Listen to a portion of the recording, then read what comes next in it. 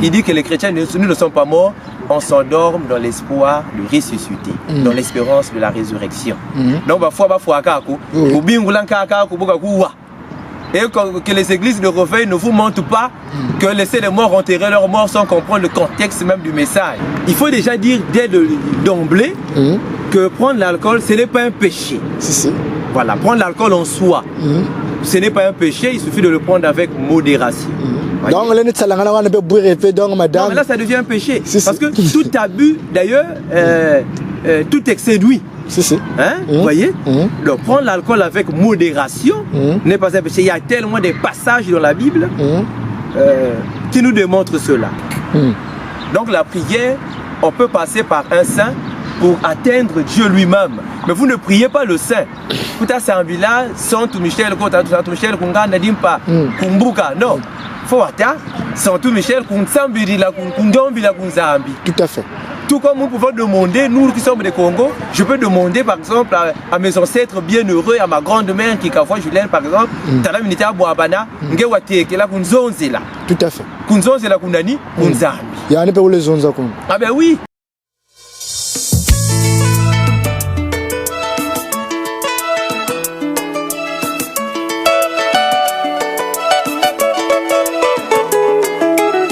Il a reçu le nom au-dessus de tous les noms. Il a reçu un nom, le plus grand de tous les noms. Devant Jésus-Christ, tout genou fléchira. Devant Jésus-Christ, la maladie s'en ira. Jésus-Christ, la résurrection et la vie. Tout ce qui a un nom est sous son autorité. Oh, il a reçu le nom au-dessus de tous les noms. Mesdames et messieurs, bonjour, bonsoir, ceux qui nous suivent de loin, de près, d'autres continents. Donc, on est là avec monsieur Boussine Songou, philosophe, écrivain, chercheur en théologie, fondateur de Fraternité Lumen Vitae, si je ne me trompe pas. Tout à fait. Monsieur Boussine Songou, bonjour. Bonjour, Oui, merci. Du coup, aujourd'hui, sans plus tarder, on va parler aujourd'hui de la Bible. La Bible, qui nous met toujours des gens en curiosité. Certaines personnes, et il y en a qui croient pas, il y en a qui croient, il y en a, voilà. Donc, si vraiment M. Nsongou pouvait peut-être nous décortiquer, nous définir c'est quoi la Bible, au fait, pour certaines gens qui vont vous suivre, de près, de loin, de tout continent. Monsieur Boussi, bonjour. Okay. Alors, merci pour la question. Comme vous l'avez si bien souligné, la Bible est une grande problématique aujourd'hui chez les communs de mortels et même au milieu des religieux, puisqu'elle pose problème. Est-ce que la Bible est parole de Dieu ou parole de l'homme? La Bible dit-elle la vérité? Quel est le fondement biblique, la source de la Bible, l'origine de la Bible? D'accord. Alors toutes ces questions, finalement, taraudent les esprits des humains. Mais pour répondre à votre question par définition, la Bible est considérée comme la parole de Dieu, un texte sacré de ce Dieu qui parle à son peuple. Et nous avons la chance d'un Dieu qui nous parle, heureux d'avoir un Dieu qui nous parle. Et sa parole est transcrite dans un livre que nous appelons la Bible. Dans une définition simple, voilà comment nous pouvons définir la Bible. D'accord. Mais par l'étymologie, il ne faut pas oublier, la Bible ne signifie pas étymologie comme parole de Dieu. La Bible vient du latin, on dit ta biblia, qui est passé du latin au grec, qui veut dire bibliothèque. Donc la Bible veut dire en fait une bibliothèque, donc un livre dans des livres. D'accord. Voilà. Donc la Bible n'est pas un seul livre, mais c'est un rassemblement des livres dans un seul livre. C'est ce qu'on appelle Bible. Donc ça veut dire Bible, donc beaucoup. Donc c'est là, donc du coup, si on comprend bien aussi, le blanc a créé le mot bibliothèque parce qu'il y a plusieurs livres. Plusieurs livres. Voilà, on dit bibliothèque parce qu'on y retrouve beaucoup de livres. Voilà. D'accord. Donc du coup, je ne sais pas si je dois vous appeler pasteur ou bien-aimé ou je ne sais pas. Vous pouvez... Alors, appelez-moi Poussine Sangou, les titres n'ont pas d'importance. Oh, d'accord. Mais excusez-moi, parce que Poussine Sangou aussi, les gens aussi voulaient savoir aussi, il est de quelle origine, d'où il vient, voilà. Alors, pour plus d'explicité, Poussine Sangou est un jeune Congolais de Brazzaville. Tout à fait. J'ai étudié au grand séminaire de Maïdi en République démocratique du Congo les études de philosophie. Et aujourd'hui, je suis chercheur en théologie et philosophe aussi, écrivain parce que je vais publier La femme à l'horizon du monde, un livre qui va bientôt paraître. D'accord. Autant de livres comme ça, voilà, en quelques mots. Un jeune très engagé pour la cause de la race noire, pour le peuple au Congo. Voilà un peu, en quelques mots, voilà. Bon. C'est un peu difficile de me définir, voilà. Bon, de ma part, franchement, vous avez des compliments. C'est pas facile de trouver un jeune comme vous, à notre génération, qui nous parle de la Bible. Parce que il y en a d'autres qui sont dans la bière, dans la danse, dans le monde. Mais toi, au moins, malgré ce mouvement-là, tu es toujours resté sérieux, suivre Dieu et nous prêcher. Aujourd'hui, franchement, je te reçois vraiment, c'est un grand merci. C'est une grâce de recevoir un jeune comme toi, de nous parler de la Bible. Bon, très cher frère, aujourd'hui, peux-tu nous parler vraiment de la vérité sur la Bible? Qu'est-ce qui se cache à l'intérieur? Le pourquoi? La Bible. Il y a quoi? Parce qu'il y en a, ils disent que dans la Bible, il y a des mensonges. Il y en a qui disent que la Bible, c'était créé par des Blancs pour nous bluffer, pour prendre nos richesses. Au fait, il y a tellement de trucs dans la Bible. Au fait, aujourd'hui, on a du mal à savoir si vraiment, réellement, la Bible existe. Donc, très cher frère, tu peux nous dire qu'est-ce qui se cache vraiment dans la Bible? Alors, on va un peu être bilingue. D'accord. Peut-être trilingue pour permettre aux gens de mieux comprendre le message. Tout à fait, oui. Quand on dit Bible, il faut parler donc de l'historique de la Bible. Tout à fait, oui. D'où vient la Bible en fait? D'où vient la Bible? Oui, c'est ça. Nous avons la Bible aujourd'hui, la Bible la plus répandue, c'est la version de Louis Ségan, avec 66 livres utilisés par les protestants et les églises de réveil, que moi j'appelle les églises de sommeil, parce qu'au lieu de réveiller, ils endorment encore des gens. Tout à fait. Et nous avons la Bible de Jérusalem, de l'église catholique, avec beaucoup plus de livres. D'accord. Alors, qu'est-ce que cela veut dire? En fait, pour comprendre la Bible, il faut dire ceci, que au commencement, il n'y avait pas l'écriture. Et donc, la Bible nous raconte ou nous parle, là je dis de l'Ancien Testament, de l'histoire du peuple d'Israël. Tout à fait. Un peuple qui fait l'expérience d'un Dieu. Et vous connaissez, nous avons là l'histoire d'Abraham qui reçoit le message de Dieu, qui devait quitter sa patrie pour aller sur une terre où Dieu devrait lui envoyer, avec les triples promesses abrahamiques qui devaient être avoir une terre, une descendance plus nombreuse que les étoiles du ciel. Tout à fait. Alors nous n'allons pas aller dans ces digressions pour répondre mieux à votre question. D'accord. La Bible est partie de la parole, parce que le peuple se communiquait. Mais la parole, c'est qui? Il y en a qui disent c'est Dieu ou bien c'est Lucifer. Peut-être la parole là, c'est qui? Alors ici, la parole, oui, on ne va pas arriver d'abord à ce point. C'est un peu de mieux suivre. D'accord. Parce que nous avons, ils se communiquaient, ils ont vécu l'histoire d'un Dieu. Oui. Vous voyez?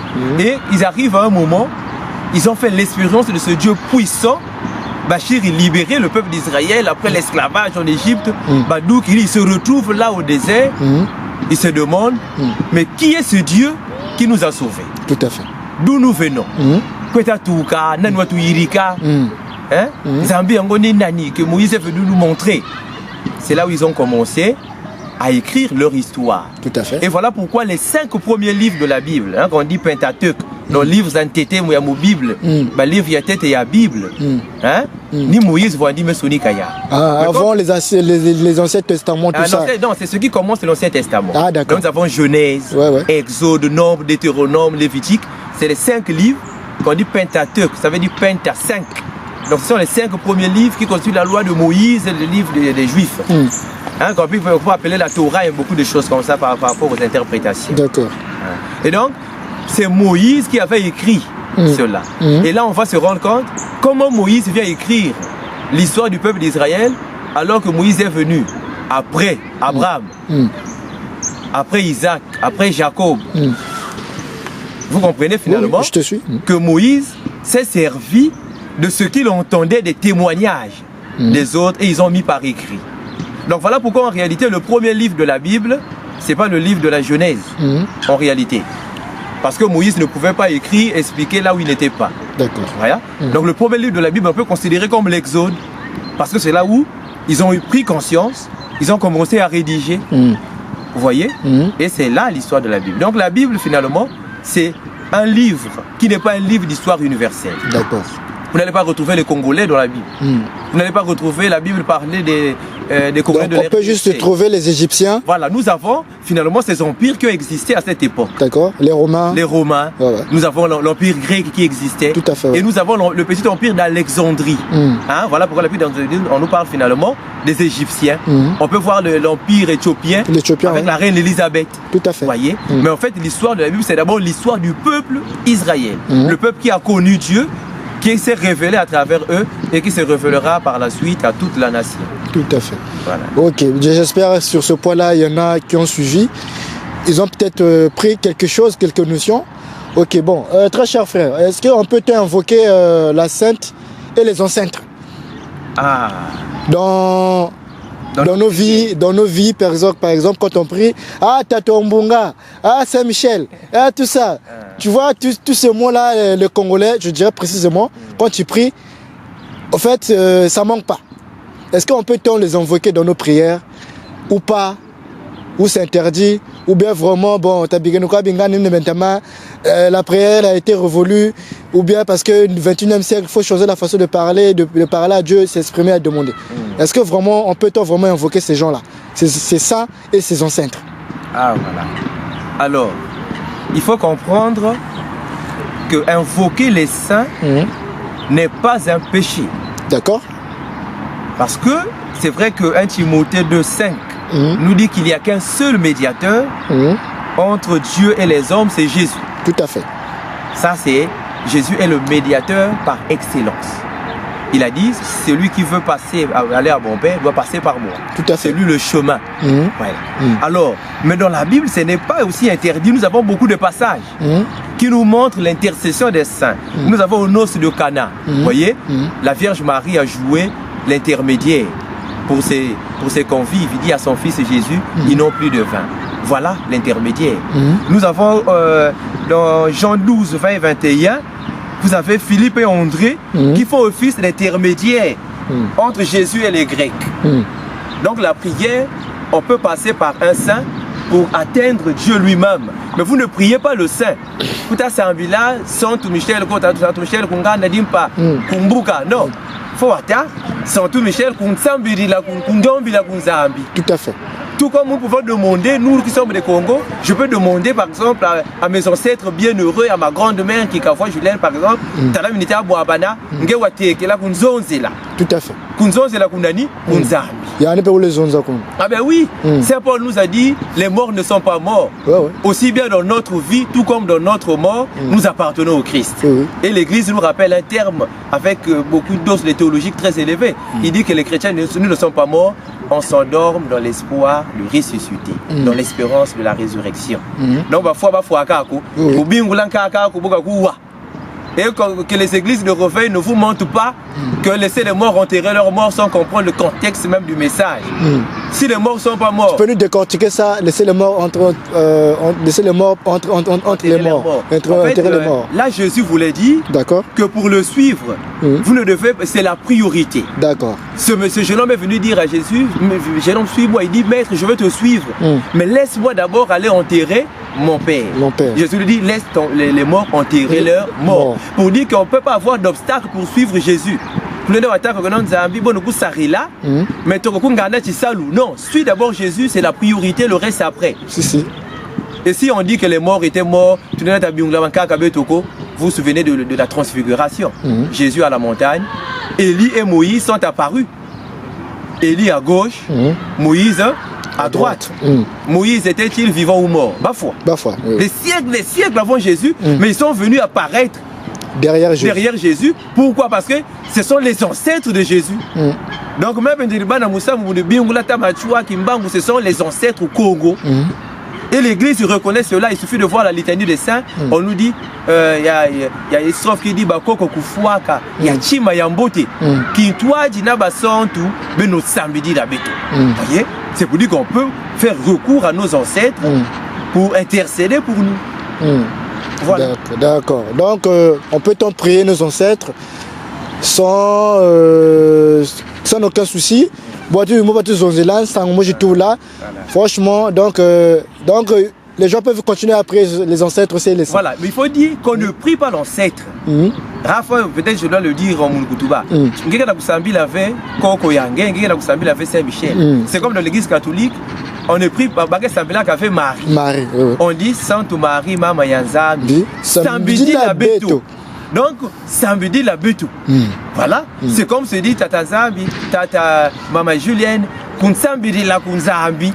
Mais on prie Dieu. Frère Nsangou, oui, j'avais aussi une question. Parce qu'aujourd'hui, on accuse l'église catholique. Il prie seulement Marie. Il ne prie pas Dieu, Dieu lui-même qui est de l'église. Oh, les catholiques, les catholiques, ils ne prient pas Dieu lui-même, ils prient que Marie, la mère de Dieu. Mais pourquoi en fait, on vous accuse cela? Vous dites, on vous accuse comme si c'était catholique. Oui, je suis catholique et fier de l'être. Tout à fait. En fait, c'est là, c'est ceux qui disent, ce sont ceux qui souffrent de la cécité intellectuelle. Le mot est trop. Hein? Donc, Bouzobaba Yokamumutu, ils n'ont pas appris, vous allez m'excuser peut-être le terme, c'est trop fort, hein, mais la Bible n'est pas donnée à n'importe qui. Tout à fait. C'est le sens même des études. La Bible demande l'intelligence pour interpréter le message. On ne prie pas Marie.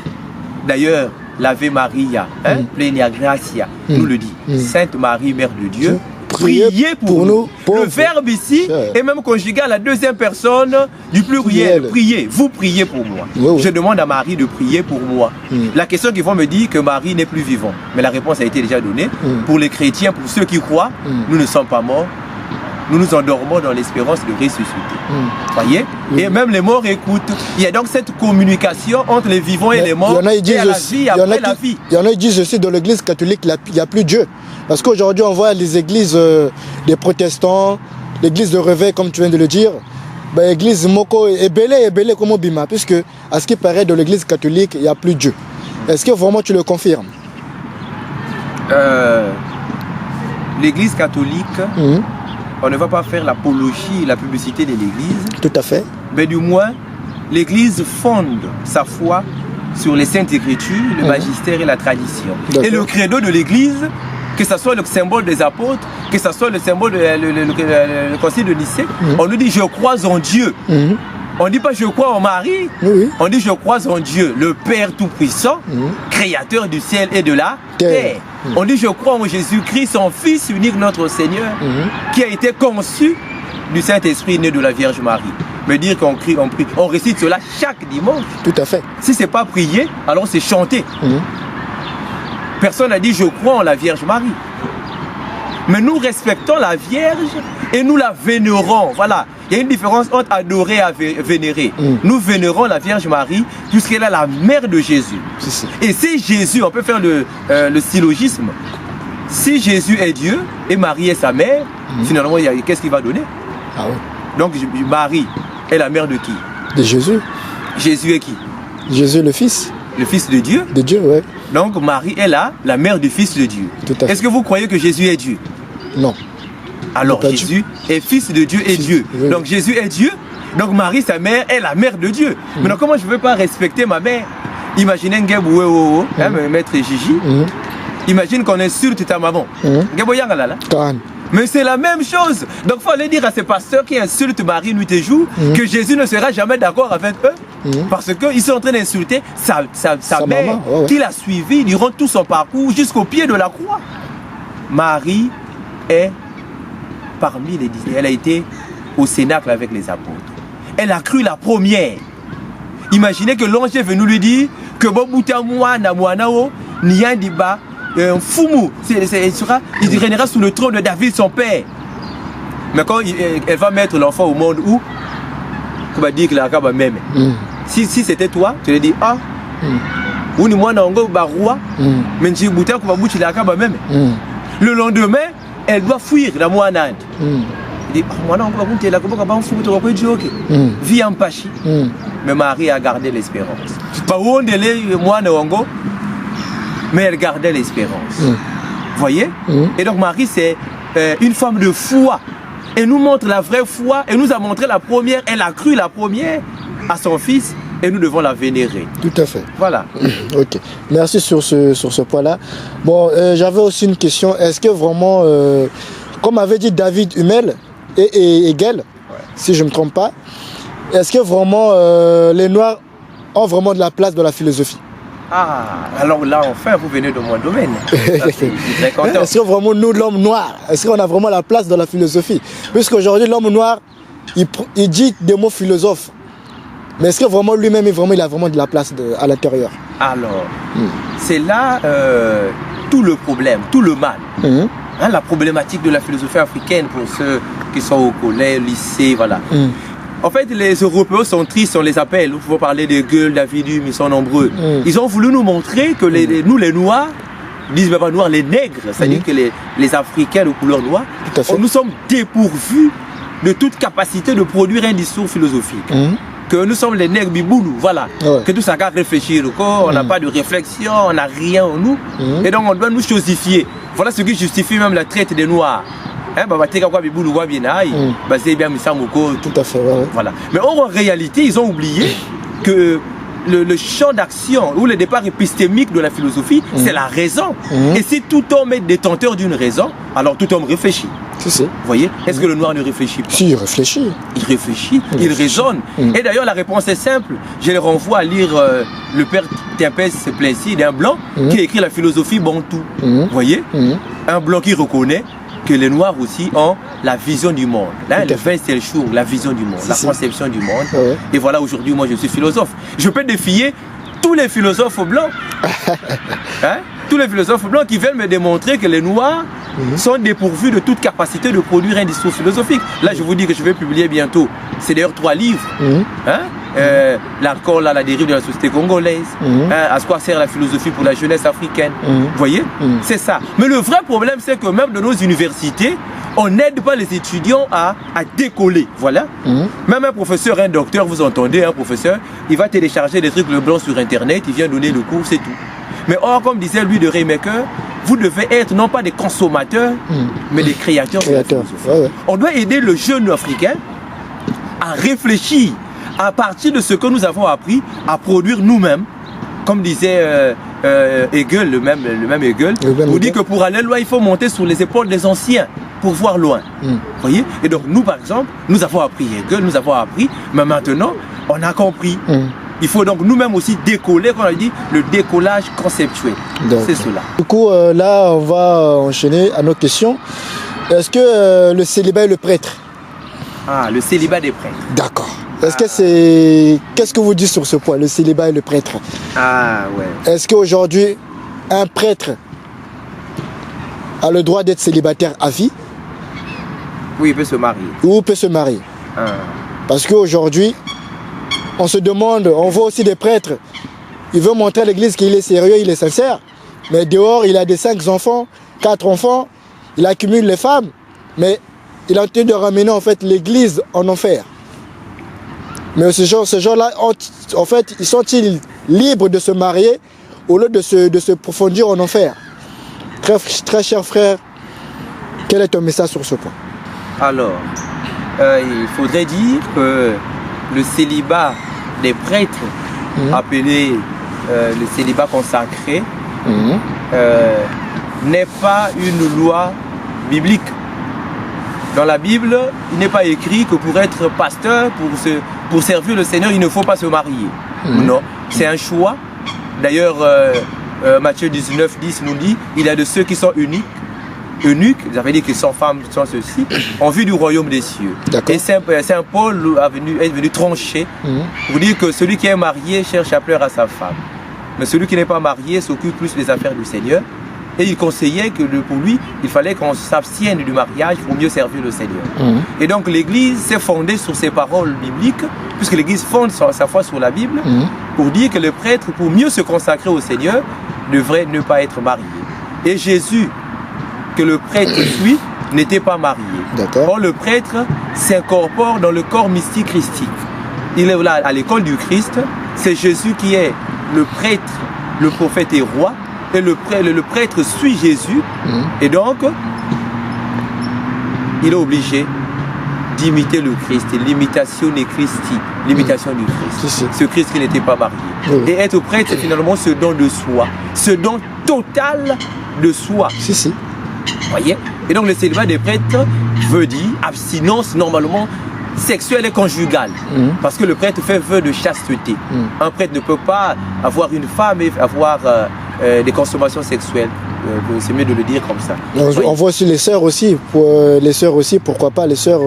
On voit aussi des sœurs aujourd'hui, les sœurs des églises catholiques, qui font pareil, qui ont des enfants aussi, mais sont des sœurs. Mais aux yeux des brebis, ils sont au fait des sœurs, mais au fait alors qu'ils ont des enfants. Alors les sœurs sont aussi les femmes consacrées. Donc c'est-à-dire, mais il faut le savoir que là où il y a le blé, il y a l'ivraie. Donc il y a des frères de vous.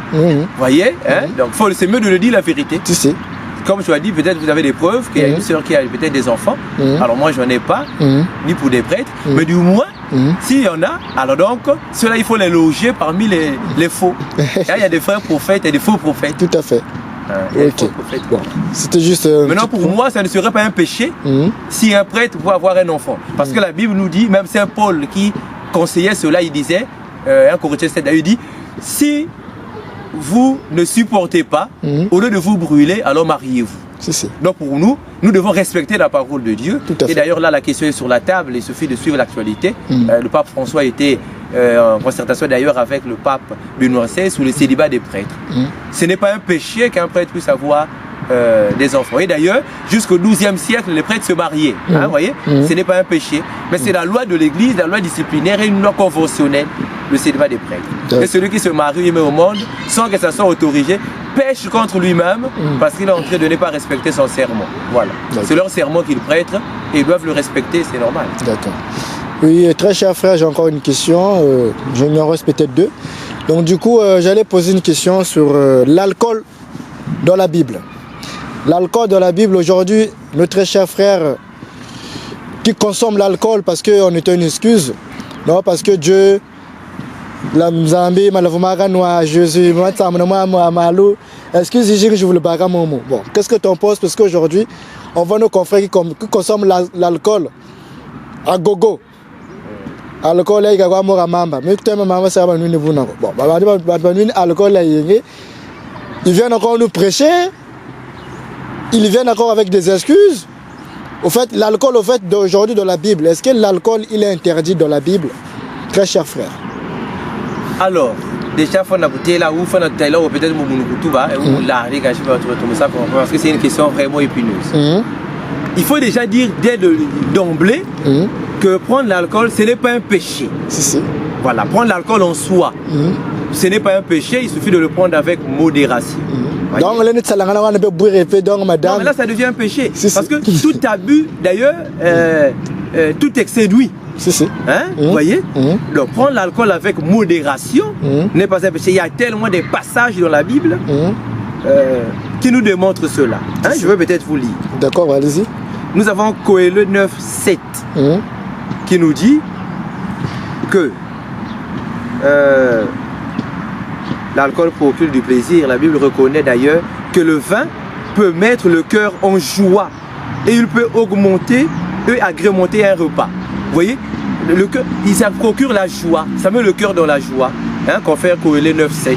Vous pouvez lire Pierre 31, 6 à 7. Vous voyez, où on nous dit que l'alcool peut aider l'homme à oublier ses tourments. En buvant, on peut s'échapper à des multiples problèmes moraux, sociaux, psycho-affectifs et alléger le poids qui oppresse la conscience. Voyez? Alors, donc là, il faut comprendre que ça vient finalement nous aider. Mais il faut comprendre aussi une chose est vraie, que toutefois l'ignorance des effets de l'alcool, c'est là le problème. Parfois, certaines personnes n'arrivent pas à expliquer cela. Il ne faut pas dire aux chrétiens que prendre l'alcool, c'est un péché. Non. Il faut montrer aux chrétiens que prendre de l'alcool, il y a des effets qui peuvent être fatals. D'accord. Si on abuse aussi. Hein? Parce que l'alcool finit par mordre comme un serpent. Hein? Tout à fait. Il y a même un adage qui dit Bacchus conduit toujours vers Vénus. Ça veut dire que nous sommes à l'avou. Donc ça te conduit à pécher. Mais ce n'est pas l'alcool qui était un péché. Vous savez, alcool, bière, ngok, primus, c'est pas Beaufort, 16 ou quoi. C'est pas un péché. L'alcool ne parle pas, ça va pécher comment. Mais c'est toi qui fais usage.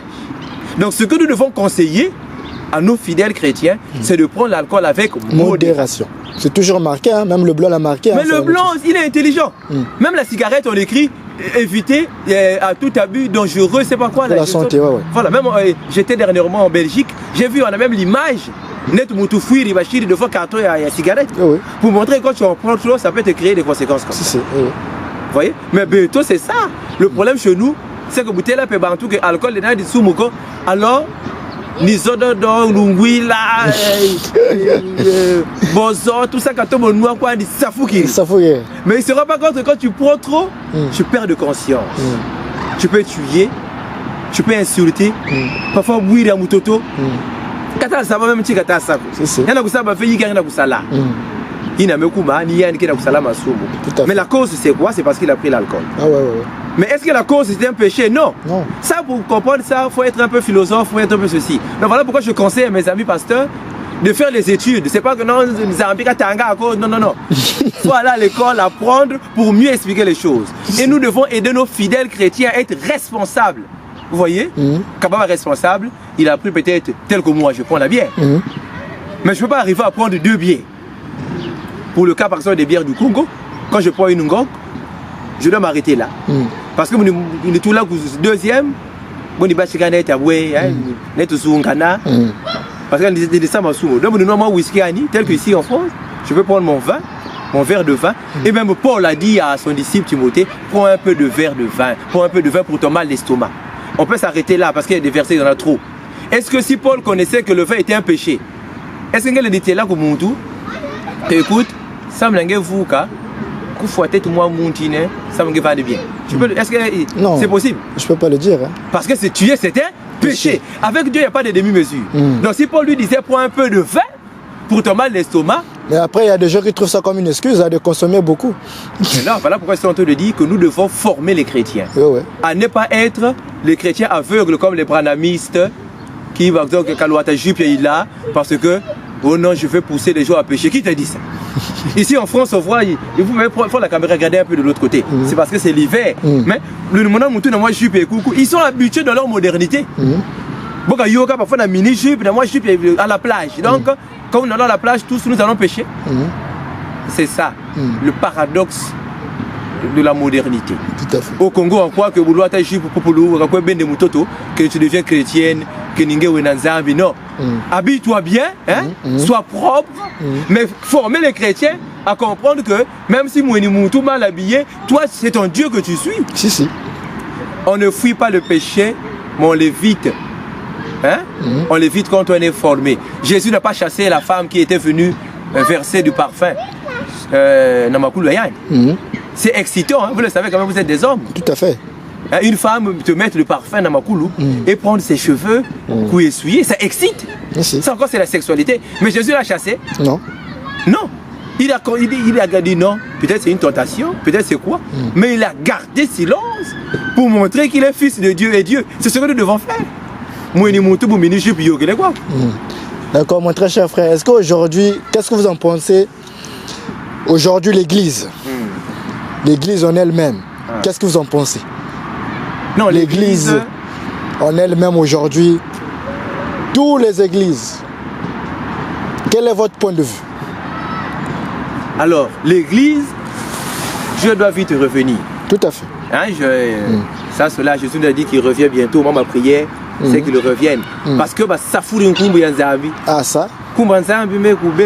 Tout à fait, moi je suis tout à fait d'accord avec toi sur ce point. Nous avons des gens qui vont faire des petits numéros, faire des miracles. Vous avez des gens qui se lèvent, qui est mis là au Congo chez nous. Vous voyez en RDC, des gens qui se lèvent, que n'y a pas. D'accord. Vous voyez Marion Branham, non, il est prophète du temps de la fin. Donc, il n'y a pas de prophète du temps de la fin. Nous n'avons plus besoin de prophètes du temps. Jésus est lui-même prêtre, prophète et roi. C'est lui le chemin que nous devons suivre. L'église, pour répondre à ta question, nous avons aujourd'hui une église malade. L'église doit être soignée. L'église doit être traitée. Soignée dans quel sens? Elle devient comment cette église? L'église qu'on y va tous les dimanches. L'église qu'on va peut-être dans la semaine. Elle est devenue comment cette église? Ah mais l'église, il y a belle L'église, toutes les églises, je veux le dire, toutes les églises sont malades. Que ce soit le vôtre aussi? La mienne, l'église catholique, très malade. Ah ouais. Moi je veux parler peut-être de ce que je connais. Prenons le cas du diocèse de Pointe-Noire d'où je viens. L'église qui doit promouvoir l'amour. L'église qui doit prêcher l'amour, mais entre eux prêtres, c'est de n'importe quoi. L'église, on dit l'église famille de Dieu, Ecclesia Familia Dei. Mais l'église n'est plus devenue une famille de Dieu, l'église est devenue une famille des hommes. C'est-à-dire que quand vous avez votre frère qui est vicaire général, votre frère qui a des postes, vous êtes poussé, propulsé. Vous voyez Donc c'est devenu, je vais peut-être dire ça en latin, on dit Ecclesia Genus ou Ecclesia Familia. Donc l'église famille. Vous voyez? J'avoue, il y a des églises qui sont comme ça, églises de famille. Voilà, les églises, c'est bon, les églises, le réveil, là encore, c'est de n'importe quoi. C'est pas les églises. Moi, je les appelle les églisettes de sommeil.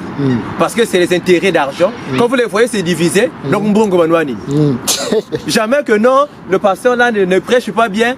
Il est en train de monter une journée du Bundudiani. Non. Quand vous entrez en filigrane dans la profondeur, quand les églises se séparent, non, pasteur, veut dire bon, moussi, va dire bien moussi. N'a que font l'église n'a pas mort. L'église c'est comme une cop. Pour moi, je dis, est-ce qu'il faut arrêter d'aller à l'église? Maintenant, on doit aller à l'église. On doit aller prier notre Dieu. Et il y a parmi ceux-là des bons pasteurs. Parmi ceux-là, nous avons des bons prêtres. Parmi ceux-là, nous avons des bons pasteurs. Et je demande aux fidèles de prier, de les orienter ou aller prier. Ou aller prier, parce que quand vous êtes conduit par un berger qui n'est pas de Dieu, il faut conduire dans la perdition. Il ne faut pas croire que non, non, non. Le pasteur doit être un modèle. Parce que c'est lui qui conduit. Pourquoi on dit berger? Le pasteur c'est le berger. Mais même que l'andak a berger à bas. Quand le berger va à gauche, maman qu'on à gauche. Quand le berger va à droite, maman qu'on à droite. Donc quand le berger est dans le faux, vous aussi, même si tu pries bien, tu es dans le faux. Parce que tu es dans le navire conduit par un faux berger.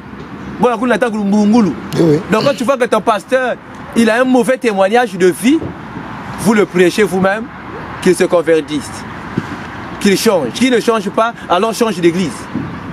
Parce que tu seras conduit par un pasteur qui te conduira nulle part. D'accord. Voilà. Merci. Et parmi les prêtres aussi, il y a des bons prêtres. Il y a des prêtres qui respectent la chasteté, les prêtres qui respectent le célibat des prêtres. Et moi-même, aspirant à la prêtrise, nous avons aujourd'hui des prêtres modèles. Des prêtres modèles qui donnent le goût du sacerdoce. Comme disait Saint Curé d'Ars, le sacerdoce c'est l'amour du cœur de Jésus. Mais parmi d'à côté, nous avons alors des prêtres, des vrais malades qui sont venus pour les intérêts, des profitos situationnistes.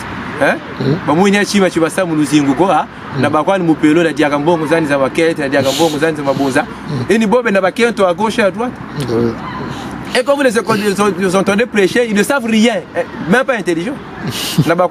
Parce que oncle a des évêques, le séminaire, Kassa Gafé, Bachir de protéger, Bieri. Mais ce sont des poisons pour l'église, des bombes pour l'église. Et quand ils viennent exposer, alors l'église, il bébé, Léon critique l'église. Mais au séminaire, vous voyez des faux rapports, mais Bieri, même Bieri Sayal, parce qu'il y avait un vicaire général qui était son grand, tel évêque qui était son frère, mais voilà. D'accord. Merci très frère Poussine Sango pour ce beau message et merci de nous avoir ramené à la conclusion sur ce point-là. Donc très cher frère, voilà, on mettra les coordonnées pour le très cher frère pour un bon message, pour peut-être vous en avez des questions. Parce que toujours au bandro, Mangakako, Gatin Sango, Gatin question, oui. Donc on mettra les coordonnées. Il est joignable au Congo, au Bénin, à Paris. C'est un monsieur qui circule un peu partout, c'est un homme de Dieu. Franchement, merci d'être passé sur GGTV. Vraiment, nous avons vraiment grâce encore. merci vraiment pour ta parole sur ma chaîne. Franchement, merci encore. Donc peut-être encore un dernier message à dire à nos confrères qui te regardent encore. Un mot de la fin. Alors, un message, primo, je dirais aux jeunes africains. Mes chers jeunes, nous devons nous réveiller. Travaillons pour notre beau continent. Ne croisons pas les bras, comme disait le président tanzanien. Nous devons, l'Afrique peut se sauver que par l'Afrique. Pour se développer, nous avons tout le potentiel et les atouts pour mener notre beau et cher continent vers de l'avant. Alors étant congolais, je ne peux pas m'exclure. À mes frères congolais, c'est vrai que le pays est en crise. Prions le Seigneur pour que le Seigneur éclaire nos chefs et nos gouvernants pour que nous sortent de ces situations. Ça, je le crois, je m'abstiens des discours politiques. Ça, il faut laisser aux politiciens. Amen. Merci mon frère. Ok. Donc le livre qui va arriver aussi, que tu nous as dit, le livre, vu que tu es écrivain aussi. Ouais, bon, je suis écrivain et là, j'ai mon livre qui va paraître bientôt. Je dirais pas l'édition parce qu'ils ne m'ont pas payé pour faire la publicité, mais c'est la femme à l'horizon du monde.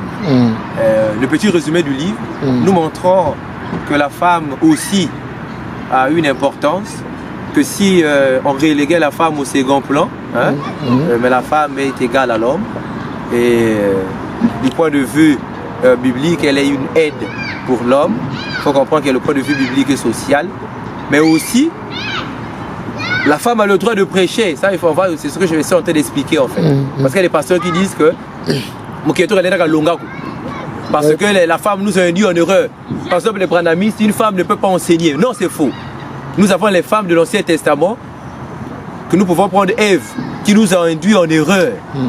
Voilà pourquoi, chez les Juifs, la femme n'est pas considérée parce qu'à l'un côté, c'est dire Bakal n'a erreur. Mais parce que, bon, moi aussi, sur ce point-là, j'ai une question. Oui, attendez, je vais m'expliquer. Mais dans le Nouveau Testament, nous avons les femmes du matin de Pâques. Et ce sont ces femmes qui sont venues annoncer, qui sont venues enseigner les apôtres que Jésus est ressuscité. Il nous a dit de vous annoncer. Vous voyez comment Jésus est venu corriger un peu cette conception. C'est ça le livre. Bon. Ça, on aura tout le temps de développer. Voilà. D'accord, ok, bon. On va peut-être mettre ceci à terme sur ça. Peut-être prochainement, il y aura des questions. Bon, merci très frère Nsongo d'être passé. Une fois de plus encore, donc, les coordonnées seront au-dessus sur la fiche. Ils vont peut-être te contacter pour des petites questions. Donc, merci encore d'être passé. On verra pour le prochain rendez-vous, pour la prochaine émission. C'est moi qui vous remercie.